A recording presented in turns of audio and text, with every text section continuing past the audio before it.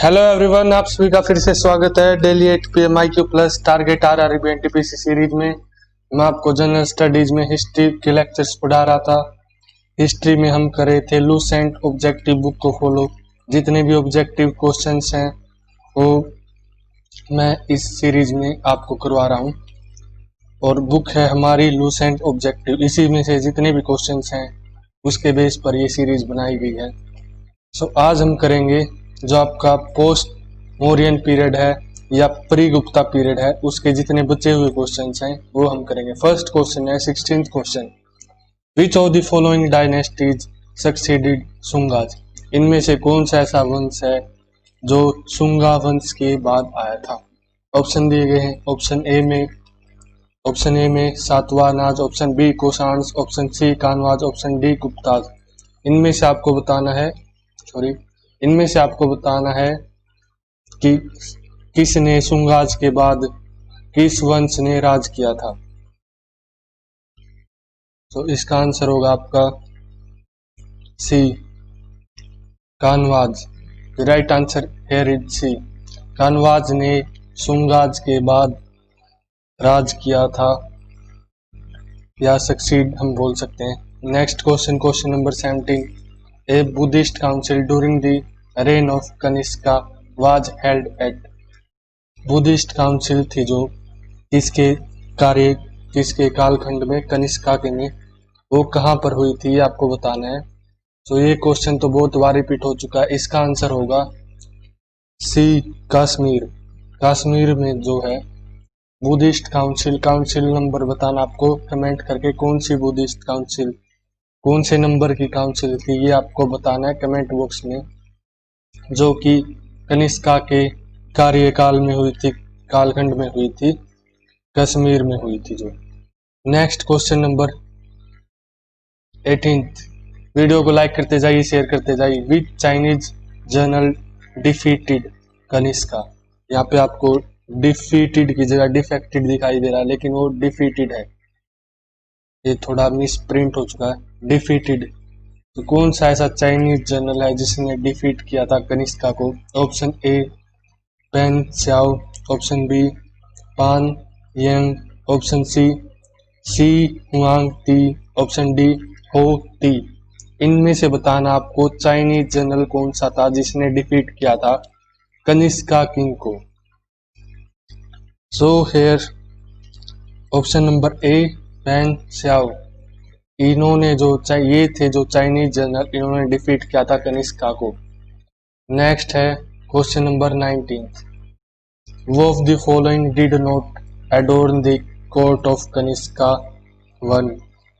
इनमें से आपको बताना है किसने जो है कनिष्का का जो दरबार था उसमें एडोर मतलब सजाने का काम नहीं किया हुआ है। ऑप्शन दिए गए हैं अशोघोषा ऑप्शन ए में, option B Parshva, option C Vasumitra, option D Vishakhadatta. So here कौन सा रहेगा, इसमें रहेगा अशोघोषा। अशोघोषा ने जो एडोर्न करने में कोई भी हेल्प या हम कह सकते कोई भी प्रयास नहीं किया था कनिष्का के दरबार में। नेक्स्ट है 20th question, the capital of Satavahanas was located at. अब आपको बताना है कैपिटल है जो सातवाहनाज की वो कहाँ पर लोकेटेड है। 4 प्लेसेस के नाम दिए गए हैं 4 ऑप्शंस में।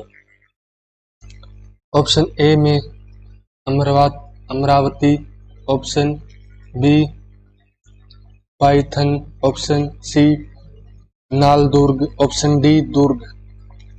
इनमें से आपको बताना है इनमें से सातवाहनाज की कैपिटल यानी राजधानी कौन सी थी। तो जो ये ऑप्शन है दुर्ग जो आपकी वो लोकेटेड है आपकी मध्य प्रदेश में, MP में लोकेटेड है। और ये जो 3 प्लेसेस हैं A, B एंड C, ये आपकी महाराष्ट्र में लोकेटेड है। महाराष्ट्र में ये तीनों चीज लोकेटेड। और राजधानी कौन सी होगी आपकी, B option here is correct. पाइथन जो है सातवाहनाज की राजधानी थी। पाइथन यहाँ पे वो स्नेक वाला नहीं है। नेक्स्ट है 21st क्वेश्चन, वो among the following rulers has been mentioned as protector of varna system. इनमें से आपको बताना है कौन सा ऐसा रूलर था जो जो राज करने वाला था, जिसका वर्णन किया जाता है कई बार as a protector of varna system, जो कि वारना सिस्टम का संरक्षक भी माना जाता है जिसे। Option A Pushyamitra Sunga, option B Kharavela, option C Gautamiputra Satakarni, option D Vasudeva. इनमें से बताना है किसे माना जाता है या किसका वर्णन किया जाता है एज ए प्रोटेक्टर या संरक्षण ऑफ वारना सिस्टम। तो इसका ऑप्शन नंबर बी खरवाले जो है उसको माना जाता है एज ए प्रोटेक्टर या संरक्षक, हम कह सकते हैं वारना सिस्टम का। नेक्स्ट है question number 22। The art style which combines Indian and Greek feature is called। इनमें से कौन सा ऐसा आर्ट स्टाइल है जो इंडियन एंड ग्रीक दोनों इनके फीचर्स से मिलकर बना है, इसे कहते हैं हम। Option A Shikhara, option B Vesara, option C Gandhara, option D Nagara. आपको इनमें से बताना है कौन सा ऐसा ऑप्शन है जो कि बताता है आर्ट स्टाइल को, Indian and Greek art style के कॉम्बिनेशन को। ऑप्शन सी जो गांधारा आर्ट है वो उसमें क्या रिफ्लेक्ट होता है, इंडियन एंड जो ग्रीक कल्चर है वो रिफ्लेक्ट होता है गांधारा में, मतलब इसमें दिखाई देता है इन दोनों का कॉम्बिनेशन। ठीक है, नेक्स्ट है आपका 23rd। Who was the Vindhya अधिपति। विंध्या अधिपति किसे कहा जाता है? A Simuka, option B Gautami Satakarni, option C Ashoka, option D Chandragupta Maurya. इनमें से किसे विंध्या अधिपति माना जाता है या कहा जाता है? आपको बताना है करेक्ट ऑप्शन कौन सा है इनमें से। तो 23rd है, इसका करेक्ट ऑप्शन होगा बी गौतमी सतकर्णी। जो बी ऑप्शन है गौतमी सतकर्णी को हम विंध्या अधिपति के नाम से भी जानते हैं, यह माना जाता है। नेक्स्ट है 24th question. In which year was Shakabda या साका संवता स्टार्टेड। मतलब जो एक कैलेंडर का सिस्टम वगैरह है ये किस ईयर में चला था, किस सेंचुरी में चला था? आपको ऑप्शंस देख के बताना है।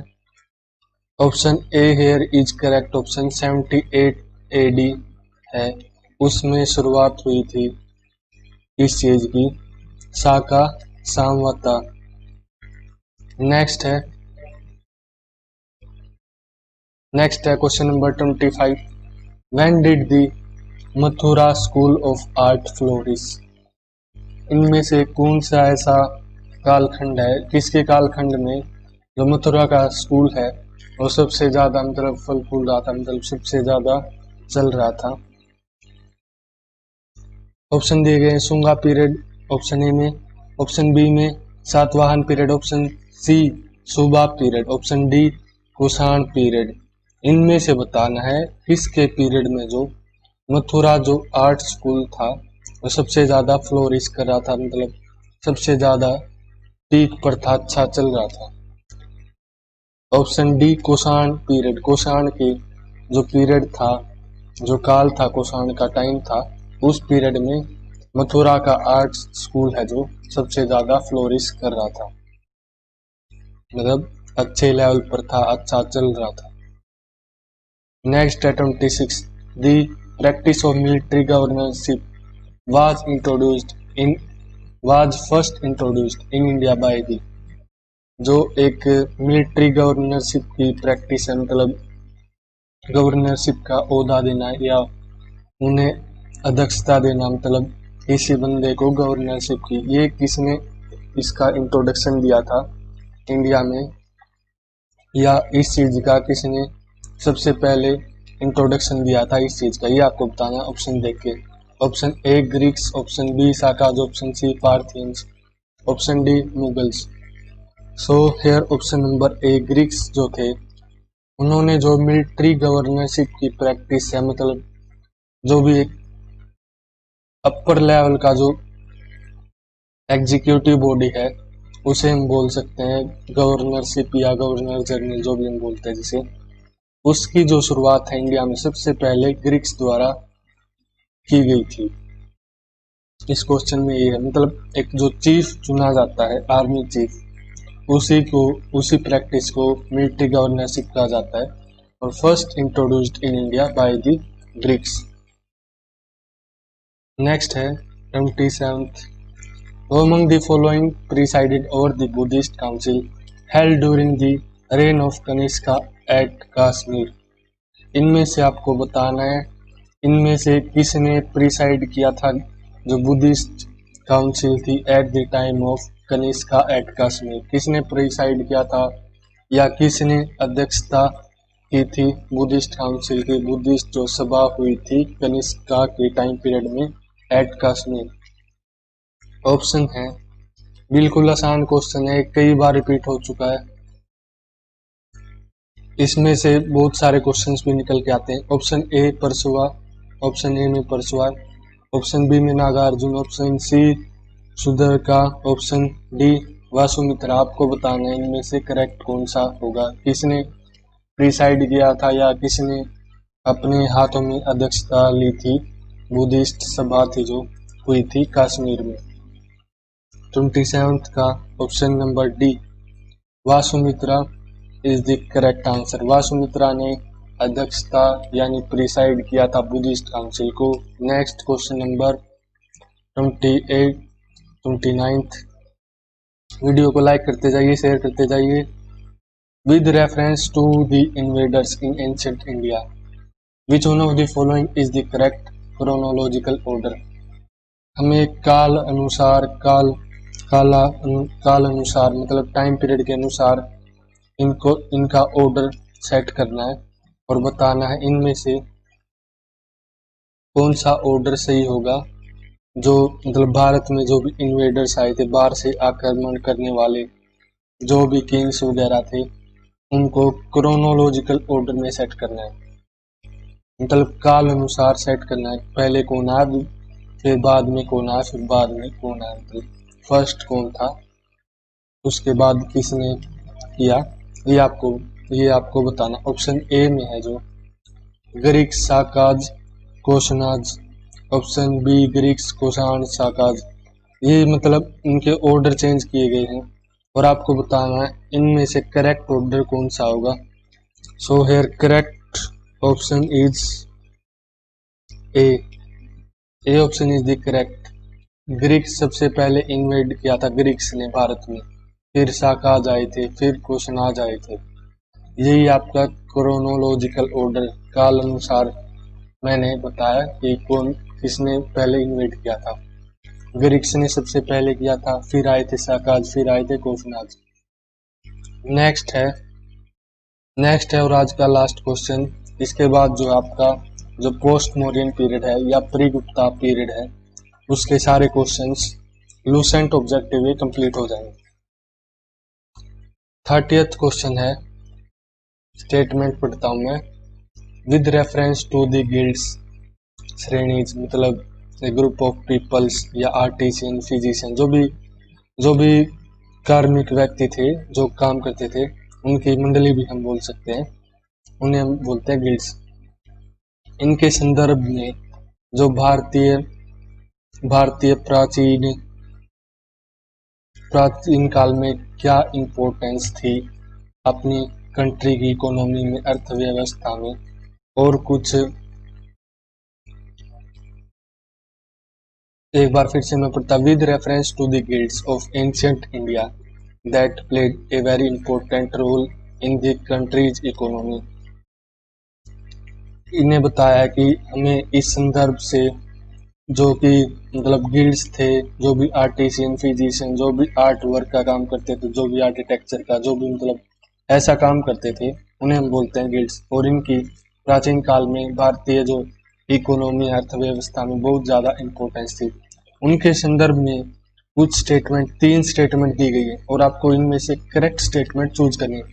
नीचे दिए गए 4 ऑप्शंस में से करेक्ट ऑप्शन चूज करना है। पहली स्टेटमेंट है इनके संदर्भ में, every guild was registered with the central authority. हर एक जो गिल्ड थी, हर एक श्रेणी थी, वो रजिस्टर्ड थी सेंट्रल अथॉरिटी से, मतलब जो भी स्टेट की सेंट्रल अथॉरिटी या किंग थे वही चीफ एडमिनिस्ट्रेटिव थे। उस मतलब ये सेंटर द्वारा रजिस्टर्ड थे, मतलब सेंटर पर ही इनका राज था, जो कि किंग द्वारा एडमिनिस्ट्रेटिव अथॉरिटी को, किंग द्वारा ही इन पर जो भी हुक्म चलाया जाता था वो किंग द्वारा चलाया जाता था। नेक्स्ट है the wages, rules of work, standards and prices were fixed by the guilds. अब गिल्ड्स के हाथ में क्या था, वेजेस जो उनका दिहाड़ी जो मिलती थी, rules of work, standard and prices, ये सब चीजें गिल्ड्स द्वारा ही फिक्स की जाती थी। नेक्स्ट है third statement, the guild has judicial power over its own members. जो गिल्ड्स थे, जो श्रेणी, जो मतलब मंडली थी इन लोगों की, उन पर अपना जुडिशियल पावर थी कि वो जो भी जुडिशियल एक्ट है जो लागू करना है, उनके पास उनकी पावर थी खुद की। ये 3 स्टेटमेंट है और आपको बताना है गिल्ड्स के संदर्भ में इनमें से कौन सी स्टेटमेंट करेक्ट है और करेक्ट ऑप्शन चूज करना है नीचे दिए। So here option number C, second and third जो स्टेटमेंट है वो बिल्कुल करेक्ट है। सेकंड एंड थर्ड स्टेटमेंट मैंने अभी बताया। जो वेजेस है, रूल्स ऑफ वर्क, स्टैंडर्ड, मतलब कैसे किस कंडीशन में काम करना है, कितना टाइम तक, और प्राइसेस हैं जो भी वेजेस के, जो भी गाड़ी के प्राइसेस हैं वो फिक्स्ड किए जाते थे गिल्ड्स के ही द्वारा, मतलब अपने आप ये फिक्स करते थे। और जुडिशियल जो भी पावर्स थी वो भी इन्हीं के पास थी। तो second and third are correct, first correct नहीं है। फर्स्ट क्या थी, every guild was registered with the central authority, ये बिल्कुल गलत है, ऐसा कुछ भी नहीं था। सो शेयर कीजिए, लाइक कीजिए, आज के लिए इतना ही। Thank you everyone. Next lecture में मिलते हैं।